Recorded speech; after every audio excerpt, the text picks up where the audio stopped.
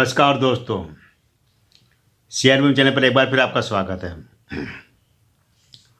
दोस्तों, मेरे एक व्यूअर ने जानकारी मांगी है एमपीएस टेक्नोलॉजिस्ट के ऊपर। ये एक पेनी स्टॉक है और इसके अंदर अभी सर्किट लगा हुआ है, अपर सर्किट। इसमें काफ़ी समय तक अपर सर्किट चलता है, फिर काफ़ी समय तक लोअर सर्किट चलता है। पिछले अगर आप 2 4 5 साल का भी आप डेटा उठा के देखो, इसमें यही चलता है। नॉर्मल ट्रेडिंग नहीं आती इसमें, या तो अपर सर्किट में रहता है या लोअर सर्किट में रहता है। और इसकी रेंज भी बनी हुई है 54 से लेकर ये है ₹1.25 ₹1.5 तक जाता है, फिर वापस लोअर सर्किट पकड़ लेता है। और कंपनी बहुत पुरानी है, 1989 में इस कंपनी की स्थापना हो गई थी। और इसका सबसे बड़ी बात है कि इसके बार बार नाम बदल दिए, कई बार इसके नाम बदल दिए हैं। पहले इसका नाम था अल्टीमेट सॉफ्टवेयर, फिर विशेष इन्फोटेक, फिर अभी एमपीएस इन्फोटेक्निक। मतलब नाम ही बदलते जा रहे हैं इस कंपनी के। बिजनेस बदला कि नहीं बदला, बिजनेस में क्या हुआ ये पता ही नहीं चल रहा है। तो इस कंपनी का थोड़ा सा डेटा मैं बता देता हूँ। डेटा पे कोई खास तो है नहीं, लेकिन डेटा ये कि 320 करोड़ का इसका मार्केट कैप बता रखा है। और रेवेन्यू वगैरह का एक नाम मात्र रेवेन्यू है, प्रॉफिट भी नाम मात्र का है। और इसके अंदर सबसे बड़ी बात है कि इसके जो प्रमोटर की जो होल्डिंग है 2% से भी कम है, आप देखिए। और करीब 94-95% होल्डिंग पब्लिक के पास है, रिटेल के पास है। कितना लोगों को फंसा रखा है इन्होंने, ये आप खुद देखिए, और कितने लोग इसमें फंस चुके हैं। हालांकि ये कि मैं इनको दोष नहीं देता, मैं तो जो जो इस ऐसी कंपनी में इन्वेस्ट करते हैं उनको ही मैं दोष देता हूँ कि वो क्यों फंसे ऐसी कंपनियों में।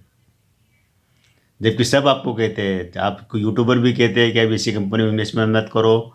आपका जो ब्रोकर है जहाँ से आपने डीमेट अकाउंट खुला रखा, वो भी आपको एक बार ना जरूर बोलता है कि इसके कचरा शेयर में इन्वेस्टमेंट मत करो। अगर चलो वो भी नहीं कहते तो आपको सेबी कहते हैं, सेबी से भी गाइडलाइन आती है, आपकी मेल पर आती है, वो भी कहते हैं ऐसे कचरा शेयर में इन्वेस्टमेंट मत करो। लेकिन फिर भी न जाने क्यों लोग इसके अंदर इतना पैसा डाल देते हैं कि अपनी सारी कमाई ही खत्म हो जाती है उनकी। और 5-5 10-10 साल तक शेयर मार्केट में काम करने के बावजूद भी लास्ट में नुकसान खा के बाहर निकलते, कुछ कमा नहीं पाते हैं। जबकि इसी दौरान में अच्छी कंपनी में इन्वेस्ट करने वाले लोग पैसा कमा लेते हैं। तो ये जो पेनी स्टॉक होते हैं, कचरा शेयर होते हैं, इसमें कुछ भी नहीं मिलने वाला है। आपको पता होना चाहिए कि जो सेबी का जो गठन किया गया था 88 में गठन किया गया था, और 92 से सेबी ने काम शुरू कर दिया था। उस समय आपको पता होगा हर्षद मेहता, केतन दलाल और तमाम तरह के जो बड़े बड़े ब्रोकरों ने बड़े बड़े गेम किए थे शेयर मार्केट में, शेयर को मैनिपुलेट करना, भगाना, गिराना वगैरह, तब गठन किया गया था सेबी का। और इसीलिए कि उस समय क्या कि रिटेलरों का पैसा खूब डूबा था, रिटेल इन्वेस्टर बर्बाद हो चुके थे। तो उनको बचाने के लिए ही मतलब गठन किया गया था। और सेबी हर बार ऐसी कार्रवाई भी करती है ऐसी कंपनियों पर, और आप लोगों को सजे अलर्ट भी करती है। लेकिन खैर फिर भी लोग इसके अंदर फंस जाते हैं ऐसी कंपनियों में। तो इस कंपनी में जो एमपीएस टेक्नोलॉजी, इसमें कुछ भी नहीं है। डेटा के मामले देखकर उनको कमाई के मामले में ये कंपनी डिविडेंड देती नहीं है। अपने शेयर का स्प्लिट ज़रूर हुआ है और शेयर का बोनस भी दिया हुआ है। लेकिन उसमें क्या होता है कि जैसे एक शेयर को 10 शेयर कर दिया, बोनस दे दिया, बोनस से फिर शेयर में देखिए जो एक शेयर मेरा हुआ किसी को अलॉटमेंट में आईपीओ में, उसके अब 15-15 20-20 शेयर बन चुके हैं। शेयर ज़रूर 15 गुना हो गए, 20 गुना हो गए, लेकिन पैसा उतना गुना घट चुका है। पैसा नहीं बढ़ा, शेयर ज़रूर बढ़ गया। आप खुश हो रहे कि यार मैंने तो 100 शेयर लिए थे, 100 के आप 1500 शेयर हो गए। ये कोई मतलब नहीं, 1500 शेयर हुआ या 2000 शेयर हुआ, आपकी कमाई कुछ भी नहीं है उसके अंदर। शेयर ब्रोकर है, उन्होंने कहा भी था कभी कि अगर आपको शेयर मार्केट से पैसा कमाना है, शेयर मार्केट में अगर आपको लंबे समय तक काम करना है, टिकना है आपको, तो आपको किसान से सीखना पड़ेगा। आप भी आश्चर्य करोगे कि किसान का शेयर मार्केट से क्या लेना देना तो है। लेकिन क्योंकि आपने देखा होगा जब किसान अगर खेत में अगर खेत जोतने के बाद उसमें जो बीज डालता था, दाना डालता उसमें, तो जब वो दाना अंकुरित होता है और उसमें जब वो 5-6 इंच का हो जाता है दाना, जब पौधा बन जाता है, उग जाता है, तो एक एक पौधे की जांच करता है वो। और उसमें जो कमज़ोर पौधे होते हैं उनको वो उखाड़ के फेंक देता है किसान। और किसान इसलिए उखाड़ के फेंकता है, वो जानता है कि अगर इस कमज़ोर पौधे को नहीं उखाड़ूंगा तो ये एक दिन सड़ जाएगा ये। और जब ये सड़ेगा तो आसपास के 5-10 पौधों को और सड़ा देगा ये, मतलब उसका नुकसान 5 से 6 गुना नुकसान करवा देगा ये एक पौधा। इसलिए अच्छा है कि इस एक पौधे को कोई फेंक दो निकाले, एक का ही नुकसान होगा, एक ही बीज का नुकसान होगा, छः छः पौधे तो बच जाएंगे उसके। और वही टेक्निक आपको भी अपनाना चाहिए शेयर मार्केट में अगर आप कमाना चाहते हैं तो। ये कि आप अगर पैसा डाल के बैठे हैं, आपने अच्छे स्टॉक में पैसा डाला होगा, निश्चित डाला होगा, अच्छे बढ़िया स्टॉक में डाला होगा, लेकिन आप लालच के मारे क्या करते हैं, पेनी स्टॉक में पैसा डाल देते हैं जो कि 54 या 58 1 रुपये 2 रुपये के मिलते हैं। आपको लगता है कि इसमें पैसा डबल हो जाएगा, 4 गुना हो जाएगा, 5 गुना हो जाएगा, 20 गुना हो जाएगा। हालांकि 100 में से एक आध कंपनी का हो भी जाता है, लेकिन सबका नहीं होता, बाकी सारी कंपनी आपको पैसा डुबा देती है। और ऐसे में क्या होता है कि आपने जो अच्छे शेयर में जो पैसा कमाया होता है वो सारी जो कमाई है खा जाती है, जो कई कंपनियां डिलिस्ट हो जाती है इस बीच। तो ये जो एमपीएस टेक्नोलॉजी से, इसका जब मैंने कहा 3-4 बार नाम बदल चुके हैं, इसके ऊपर बड़े बड़े मामले बने हैं।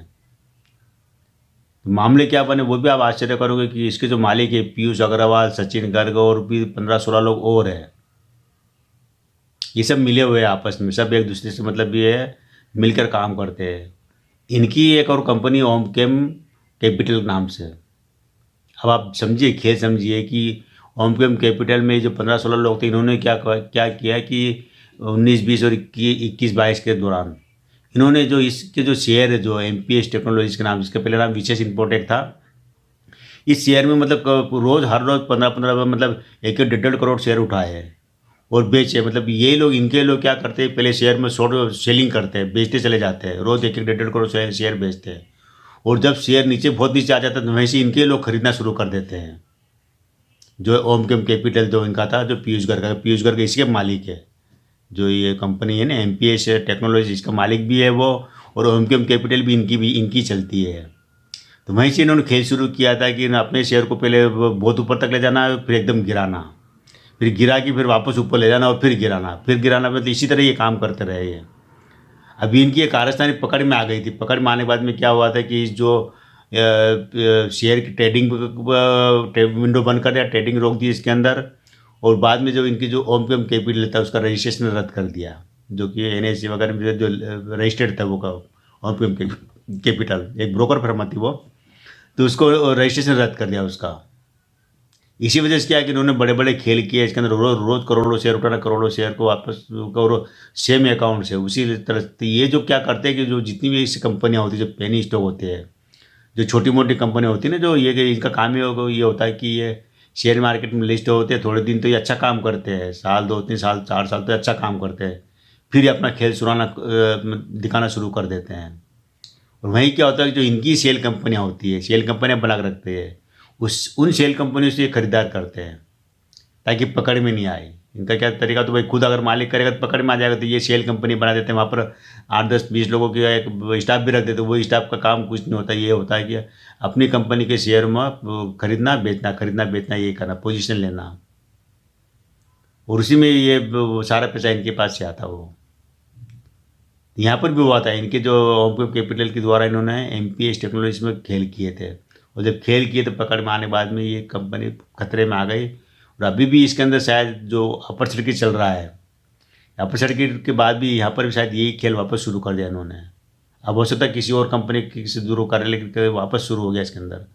हो सकता है ऑपरेटर ये गेम कर रहा हो, क्योंकि इसके अंदर प्रमोटर के पास होल्डिंग ही नहीं। सबसे बड़ा प्रमोटर की होल्डिंग 2% से भी कम रह गई है, 95% होल्डिंग पब्लिक के पास पड़ी। बताओ, इसमें ना कोई FIIs ना DIs है, ना कोई बड़े बड़े जो इंस्टीट्यूशनल है, जो म्यूचुअल फंड वाले हैं या बड़े बड़ी बैंक है या बड़े बड़े ब्रोकर, कोई इसके अंदर मतलब बड़ा है ही नहीं इसमें। सब ये रिटेलर बैठे हुए हैं, वही उन्होंने पैसा डाल रखा, उन्होंने ही इस कंपनी में अपना पैसा, कीमती जीवन भर की कमाई डाल रखी है।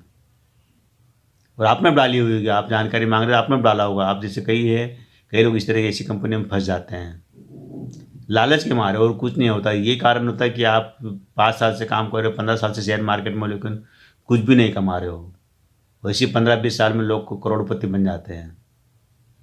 इसीलिए मैं कहता हूँ कि आप अच्छे स्टॉक में इन्वेस्ट करोगे, अच्छे स्टॉक में पकड़ो। आप इसे ये चवन्नी साहब स्टॉक में मत जाओ। आप प्रॉफिट में आ जाए तो निकालो। आपका अगर पैसा अगर बराबर भी होता है, जितना आपने इन्वेस्टमेंट किया उतना भी आपको मिल रहा है, तो भी निकलने में फ़ायदा है। 5-10% घाटा जा रहा तो भी निकलने में फ़ायदा है। शून्य तो नहीं होगा, वरना किसी दिन शून्य पर आपको कंपनी अगर मालूम पड़ा कि वो इस तरह खेल बार बार कर रही है कंपनी, जो मैनिपुलेशन अपने ही स्टॉक में, तो इसी कंपनी को शेयर मार्केट से डिलिस्ट किया जाता है। आगे पीछे कभी कभी ये कंपनी से डिलिस्ट भी हो जाएगी, क्योंकि ये न तो अपना कोई वार्षिक रिपोर्ट वगैरह कोई कब कुछ पता ही नहीं चलता कि क्या कंपनी में हो भी तो पता नहीं, लेकिन शेयर अगर ये कितने सालों बाद, अब आप देखिए 89 में कंपनी स्थापित हुई थी। जब पहले अल्टीमेट नाम था, अल्टीमेट सॉफ्टवेयर था, विशेष इम्पोर्ट एक्ट था इसका नाम, फिर अभी ये रखा। तो इतने साल से कंपनी काम करे, लेकिन शेयर अभी भी चमनी पर 85 पैसे, मात्र ₹1 की कीमत 85 पैसे पड़ा हुआ है। तो कंपनी का मतलब ये है कि कुछ अच्छा कर ही नहीं रही, इसका मतलब ये होता है ना कि कंपनी कुछ अच्छा काम ही नहीं कर रही। काम अच्छा कर रही तो शेयर आज 1500 का होता है, 85 पैसे में क्यों पड़ा? ₹1 की कीमत भी नहीं रही इसकी। तो ये है दोस्तों, इन्वेस्ट करना ना करना आपकी मर्जी रहेगी। मैंने कंपनी की जानकारी दे दी है। मेरी तरफ से इसी कंपनी को मैं कोई नंबर नहीं देता हूँ। इन्वेस्ट करने की मेरी तरफ से कोई सलाह नहीं है। आपकी लगता है आपको अच्छा लग रहा है तो आप इन्वेस्टमेंट कर सकते हैं, मेरी तरफ से ना है। तो आज केवल इतना ही दोस्तों। कल फिर मिलता है मैं एक नए वीडियो के साथ, नई जानकारी के साथ।